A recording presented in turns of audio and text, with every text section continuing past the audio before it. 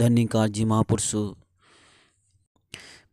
आपसे निवेदन है कि वीडियो को पूरा सुने और ध्यान से सुने, क्योंकि जो महत्वपूर्ण विचार होते हैं, जो सीख होती है वो निकल जाती है और हम उस सुख से उससे हम वंचन रह जाते हैं। तो महापुरुषों आपसे निवेदन करता है दास, अगर आपने अभी तक चैनल को सब्सक्राइब नहीं किया है तो चैनल को सब्सक्राइब कर दीजिए और बेल आइकन भी प्रेस कर दीजिए। महापुरुषों आज जो टॉपिक है वह सिमरन है।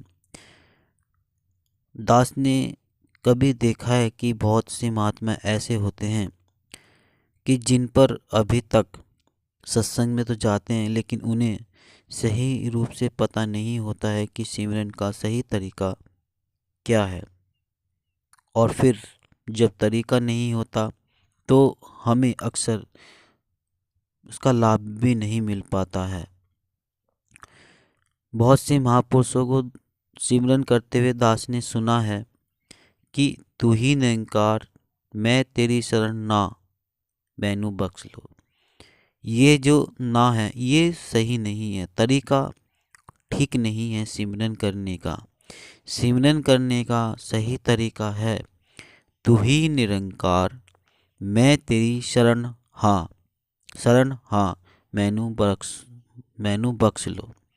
तो महापुरुष तो ना नहीं लगाना है, ना में तो ना हो जाता है ना। अगर हमें लगाना है तो हाँ, मैं तेरी शरण हाँ, हाँ तभी हाँ है तो भी तो हम शरण में, ना है तो फिर तो इसका मतलब हम शरण में सतगुरु की है ही नहीं, और जब है ही नहीं तो फिर उसका हमें क्या लाभ, क्या फल मिलेगा फिर हमें उसका। तो हम जब भी सिमरन करें तो तू ही निरंकार, मैं तेरी शरण हाँ, मैनू बख्श लो। और फिर दूसरी बात, कभी ऐसा भी होता है कि बहुत से महात्मा बहनें भी होती हैं कि वो कहती हैं तू ही निरंकार, तू ही निरंकार, मतलब एक शब्द को बार बार बोलती हैं, जबकि तरीका ये है तू ही निरंकार, मैं तेरी शरण हाँ, मैनू बख्श लो। तू ही निरंकार, मैं तेरी शरण हाँ, मैनू बख्श लो। तू ही निरंकार, मैं तेरी शरण हाँ, मैनू बख्श लो। इस तरह से सिमरन करने का सही तरीका है, और सही तरीके से अगर सिमरन होता है तो हमें सुनने में अच्छा भी लगता है और फिर हमें उसका लाभ भी मिलता है।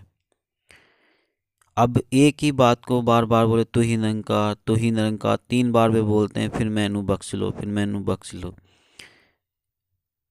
लेकिन सही तरीका तो दास ने यही देखा है, अक्सर सभी को यही देखा है दास ने सिमरन करते हुए, और हमारे जो गुरु हैं जिन्हें हम मुखी जी अपना मानते हैं वे भी इसी तरह से करते हैं।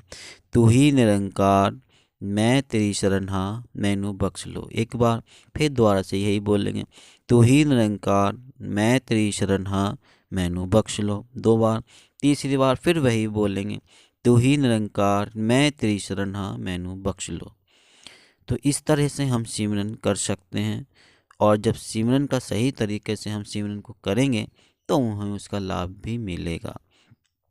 और सिमरन में हम अगर श्रद्धा भी अगर रख लें तो बहुत ही अच्छी बात है, क्योंकि फिर तो परमात्मा बहुत जल्दी खुश होता है।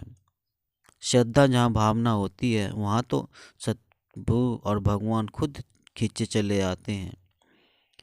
तो महापुरुषों हम श्रद्धा रखकर इस सिमरन को इसके ध्यान में लगाकर सिमरन करते हैं तो हमारे सिमरन परमान होता है।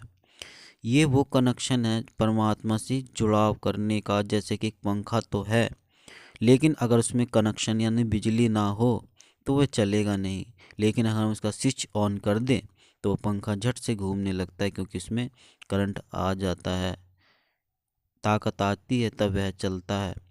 तो ऐसी सिमरन है, जब हम सिमरन में इसमें लग जाते हैं तुरंत हमारा परमात्मा से मिलन हो जाता है। वैसे तो दिखता तो हमें अंग संग है, हमारे सामने है, लेकिन हम इसका जब सिमरन करते हैं तो हमारा कनेक्शन इससे पावर हाउस से जुड़ जाता है, और वह फिर आनंद देता है। ऐसे ही हमारा जीवन भी है, अगर हम इससे सिमरन करते रहेंगे, परमात्मा से लगे रहेंगे और श्रद्धा रखेंगे, तो हमारा जीवन भी इससे जुड़ने के बाद खुश में, आनंद में, खुशी भरा हो जाएगा और हम सहज अवस्था से इस जिंदगी को जीते हुए अपना जीवन बिता पाएंगे। तो महापुरुषों, बस यही, जहाँ सही तरीका होता है वहाँ ही खुशी होती है और वहाँ ही आनंद भी होता है। अब माता जी ने भी हमें समागम में बताया, विश्वास, भक्ति और भक्ति से आनंद, विश्वास से भक्ति और आनंद की भक्ति में आनंद। तो यही कि बस जहाँ हम मन को अपना टिकाव रख लेते हैं तो वहाँ ही श्रद्धा होती है, और जब श्रद्धा हो जाती है तो सिमरन भी सही रूप से हो पाता है, और जब सिमरन शिव रूप से हो पाता है तो ये सतगुरु परमात्मा को प्रमाण होता है। आप समझ सकते हैं कि अगर कोई भी हम कार्य कर रहे हैं और किसी व्यवस्था को मतलब करने के लिए, जैसे कि हम मान लीजिए कि साधारण रूप में कोई मकान बनाने वाले हैं, मकान की तैयारी है, लेकिन मकान बनाने के लिए हमें क्या चाहिए? रेत, सीमेंट, बजरी और उसके जो मिस्त्री के उसके औजार भी हैं। अगर उसमें सीमेंट ही ना हो और हम उसे मकान को बनाने लगें तो क्या वो मकान बनेगा? या उस मकान में मजबूती होगी? तो बस हम इसी को भी ऐसे ही समझे, अगर जहाँ श्रद्धा नहीं होगी तो हम सिमरन तो कर रहे हैं लेकिन लाभ तो नहीं है ना। और सही तरीका भी होना चाहिए। वह मकान हम बना रहे हैं उसे हमने नापा नहीं, तोला नहीं, गुने में नहीं करा, जहाँ चाहे उन्नी मतलब बुनियाद ईंट रख दिया, खड़ा कर दिया, तो इस तरह से क्या मकान वो ठीक से बन पाएगा? तो हम यहाँ भी यही सोचें कि जब हमें सिमरन का सही तरीका नहीं पता और हमें श्रद्धा नहीं होगी तो उस सिमरन से भी कोई फ़ायदा नहीं होने वाला। हम कहते हैं हम इतना सिमरन करते हैं, इतनी भक्ति करते हैं, इतना ये करते हैं, हमें कोई लाभ नहीं हुआ। लेकिन लाभ तो तभी होगा जब हम उसका सही तरीका हमें उसे पता होगा और उसमें श्रद्धा होगी, तभी तो हम कुछ लाभ ले सकते हैं और ये प्रभु रिझेगा। तो महापुरुषों, आज यही सीख है, अगर हम जीवन में इसे डाल लें तो सुख में बना सकते हैं।